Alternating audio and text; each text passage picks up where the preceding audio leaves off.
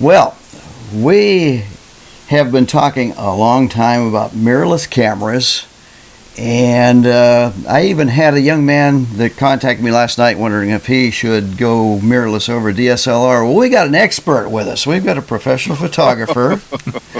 We've got our old friend Ron Wyatt. Hey, Ron, how you doing? I'm doing fine. Always great to see you. And Ron here just recently has switched from Nikon to Sony mirrorless. So Yes. we invited him on the show. We've been saying for a long time that Sony is going to be a major player in the photography market, and they sure are moving up there. And they were, I think, one of the first companies to really go strongly into mirrorless, which now Nikon and Canon are following. Yeah. So yeah. why don't you give us a little insight on why you have switched from Nikon DSLR? And I want to mention, too, that Ron is a professional photographer. You worked for ESPN, and more recently I'm sorry, not ESPN. I meant. I've been published in their magazine, their sports magazine. Yeah, but Sports I'm mainly Illustrated a is what. photographer Yeah. now. And now the Russian Ballet. Yeah, I had I did some NFL, Major League Baseball, all sports, and fortunate to have shot 2 Olympic Games. But now I'm basically doing corporate photography and event photography. And you've gone from Canon to Nikon and now to Sony. Yes, I was Canon for 30 years. Then I switched to Nikon 2008, and then now we made the move to Sony. What happened was last year I got hired by the Moscow Ballet to cover the tour. And every theater I went to, people complained because I was making too much noise with the camera. I tried Click, to move click, around click, the click. Yeah, I'm not click, click. Da-da-da-da-da. Okay. Like a machine gun. Right, yeah, 10 frames a second or whatever that thing does, you know. But what happened was I'd move around to different spots so that I would annoy each part of the audience, not just one group, you know, trying to equally make noise, you know. And but it really was almost every place I went to complained. One day we had a show where we were there 2 days in a row. The second night I walked in, the guy was waiting for me at the door and just said, "There's no way you're going to photograph outside tonight because we just had too many complaints." And so they put me in like a soundproof back room to shoot through the glass. So for this year's tour, or the 2017 tour, I went to Olympus, Fuji, Lumix, and Sony, and tried to see if I could work a deal out where I could get a loaner to test some of their equipment. Sony gave me the opportunity to use their gear, and I just fell in love with the quality, image quality, and no noise. So I decided that this is the type of work I'd like to go for. You know, my dream assignment now is to be on a set for a movie or a television show and be able to photograph. I've used blimps before, but what a pain in the neck they are. Well, that's the nice thing, too. The Sony is so nice and compact. Yeah. Well, you know, like right now, I just, you know, I have the bodies, but now I need the motor grip. So that's the next thing I need to purchase for both. I like having that motor grip on all my cameras just to, you know, to have that feel. But it's very light. And, you know, which is funny because I have my photo tour company, and a lot of people that I've been traveling with for like the last, say, 8-9 years, we're all switching from Canon and Nikon going to either Olympus or Fuji with the smaller cameras. And just like when I switched to digital, like it took me forever to switch to digital, I said, there's no way I'm going to get those small, tiny cameras. I'm going to always have my big, I am with the babies now, you know. So, Well, it's but funny, the quality's been great. because I always shot with Olympus when I was shooting film, and I just loved the small size of the OM1, the OM2s.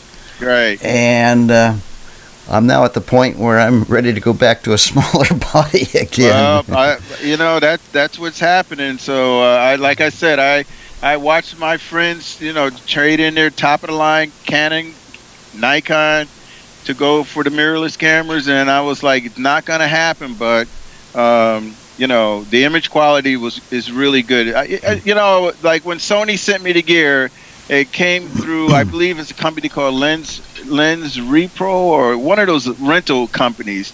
And from the time I opened up the case and saw the packaging of the lenses, the cases that the lenses were in, it just very impressive. And for a guy to say that, we don't care about how stuff is presented, like in the boxes and stuff, but it just was like a first class look.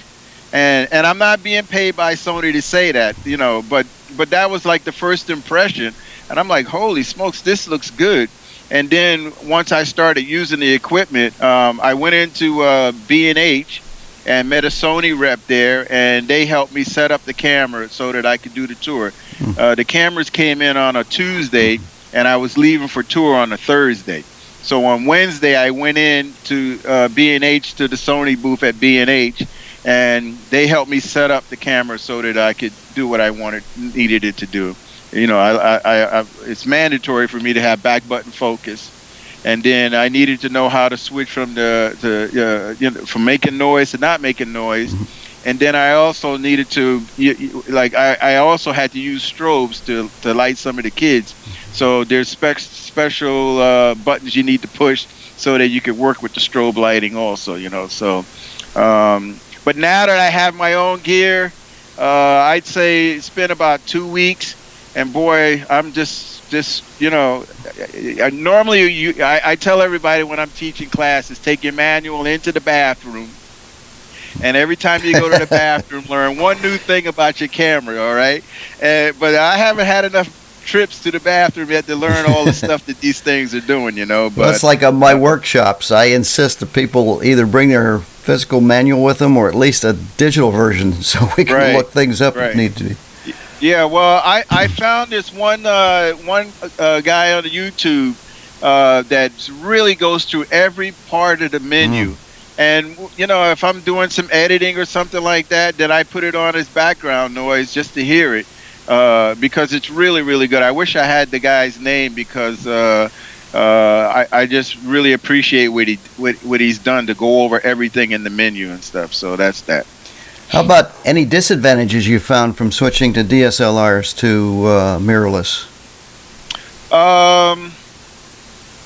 So far, I've been pretty satisfied. I've had one thing. Again, yes. Oh, the wedding photographer I told you about from London, the professional that switched to Sony mirrorless, he said the one disadvantage that he had, that when the camera's off, you can't see through the viewfinder, obviously. And he said you had to turn the camera on, and so he said it takes a moment after he turned the camera on before he could start framing and focusing. But yeah, well, I just shot a wedding last week, and I'm not a wedding photographer. I hate doing weddings. From the time I say yes, I'm like, why did you say that? Oh my God, what a dumb thing. I mean, if they ask me a year in advance, for a year, I'm going to be every day reminding myself that was stupid to say that. But it was like, hear this, it was my ex-brother-in-law was getting married, and so he asked me to do his wedding, and I said, okay. And usually I'll complain the whole time until I actually get there, and then I have a great time shooting, So this, I had the camera for like a week, and I used the A9, and I shot the well, actually I used both cameras, the A9 and the 7.3.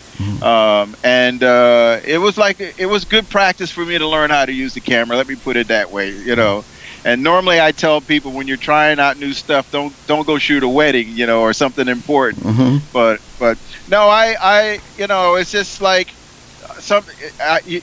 sometimes when you're looking through the viewfinder, it's actually giving you the exposure that's actually there. So if you're not careful, it may look too dark. You're like, what the heck? And then when you're using flash, as soon as you flash, then the inside the viewfinder gets bright and it gives you the proper exposure.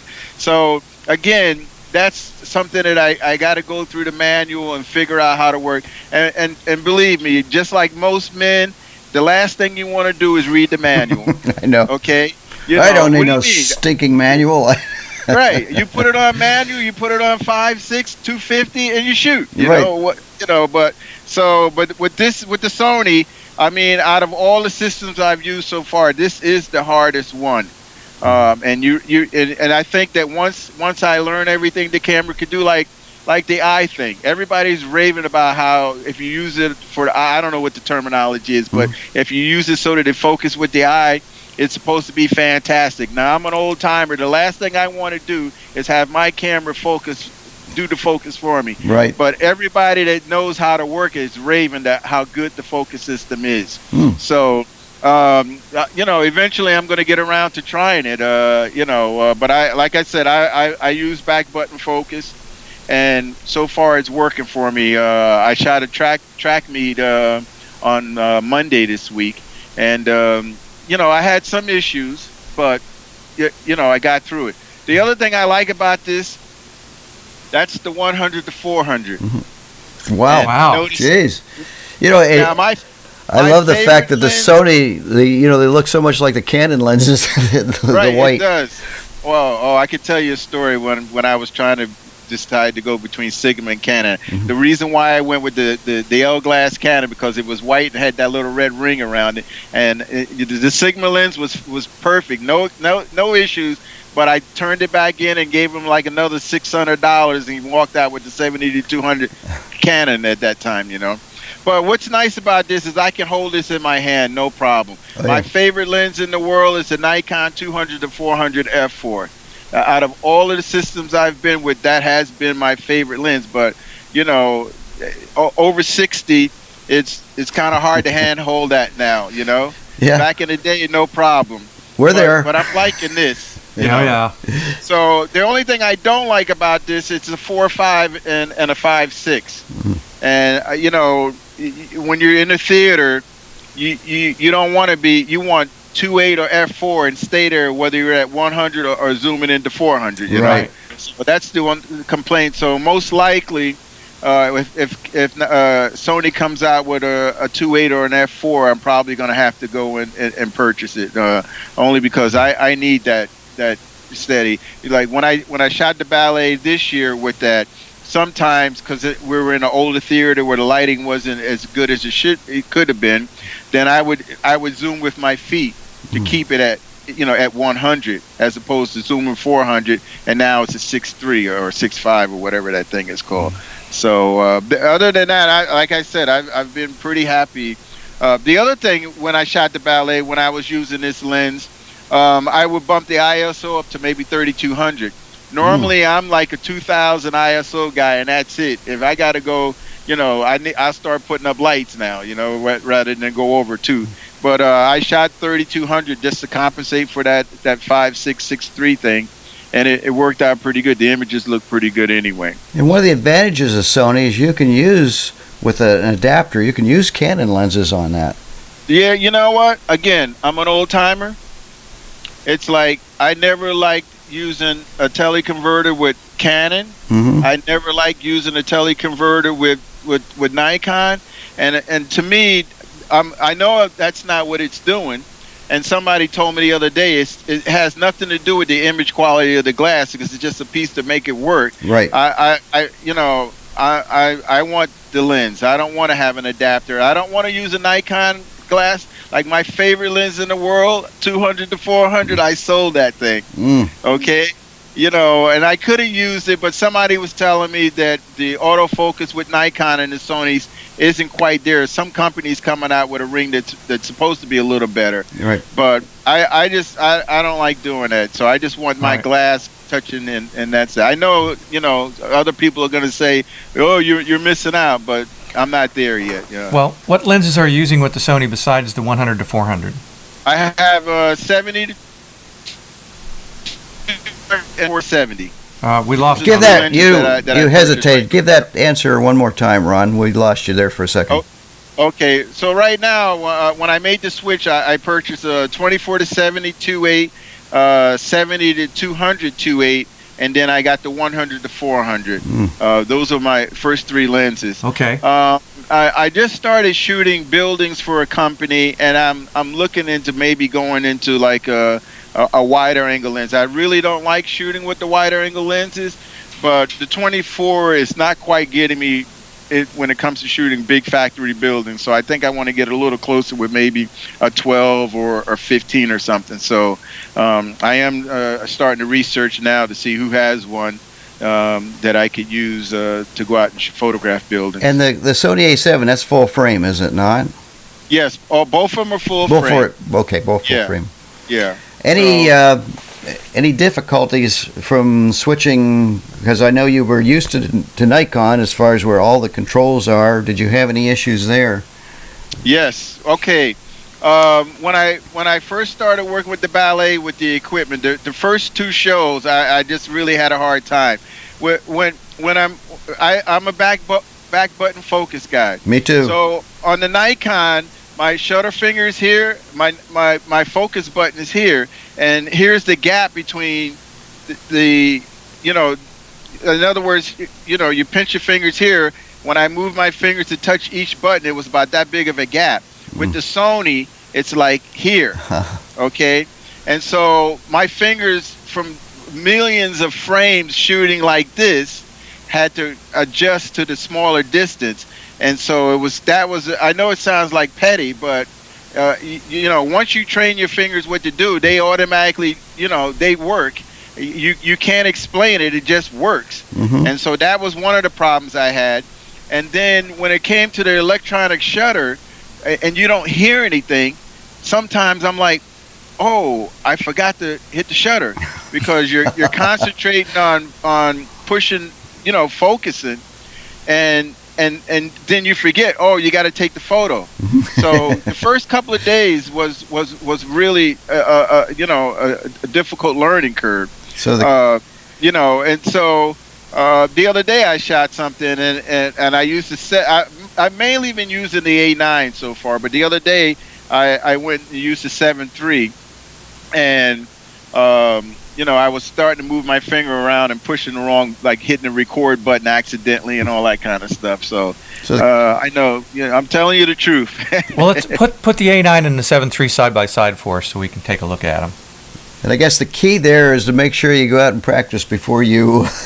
Yeah, well, again, that when I do my talks, I always tell people don't go and use back button focus while you're shooting a wedding, because you may come home with some out of focus photos, Yep. But it's sort of like a do as I say, or however that saying goes, But I got a pretty good idea.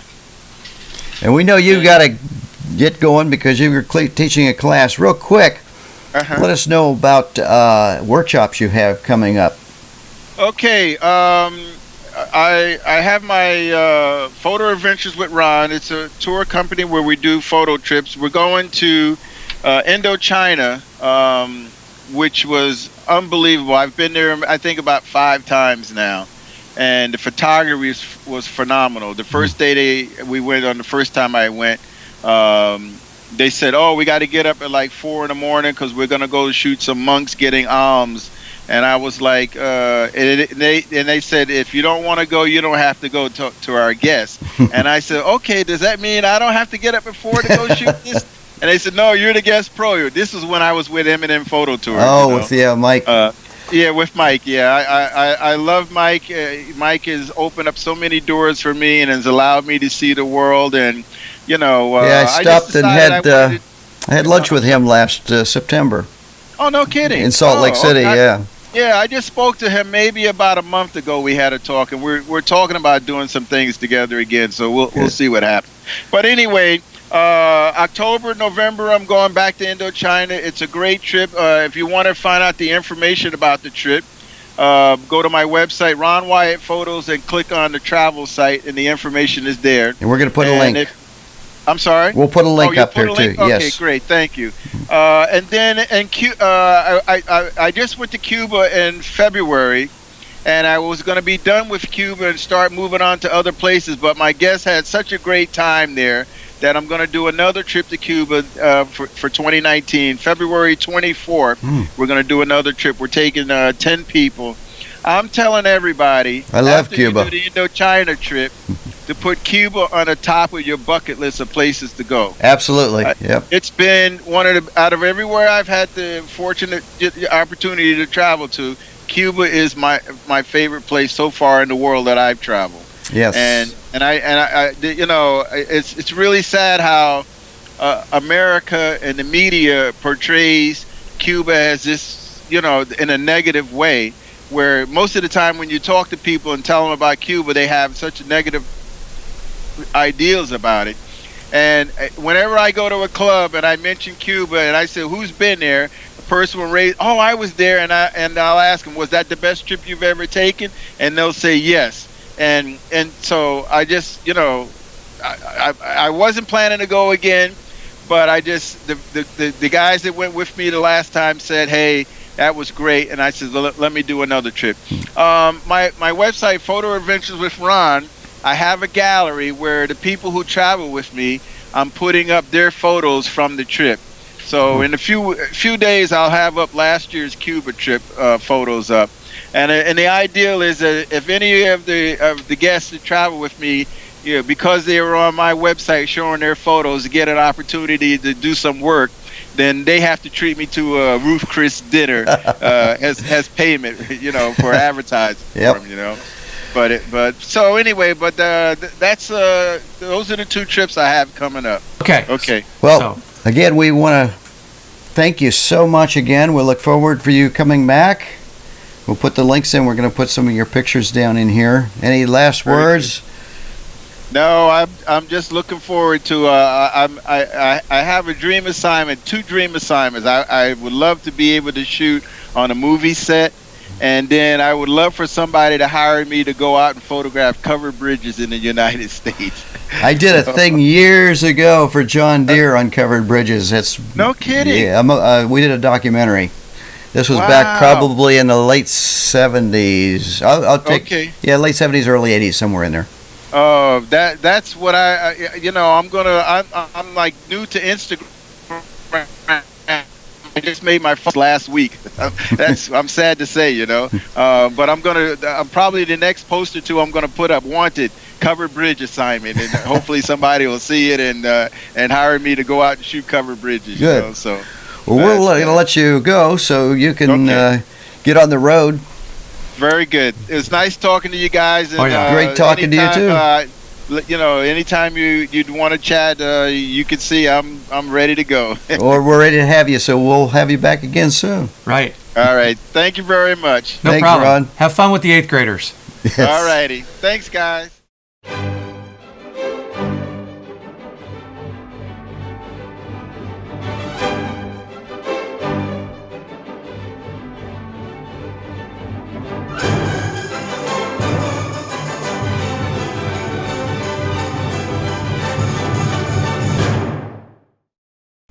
Hey, thanks for tuning into the new YouTube Fotobug channel. And we hope that you're going to subscribe. So click on the subscribe button down there. That's right. And if you want to be notified ahead of time when we have a new feature coming up, click on the bell. And finally, while you're at it, how about giving us a thumbs up?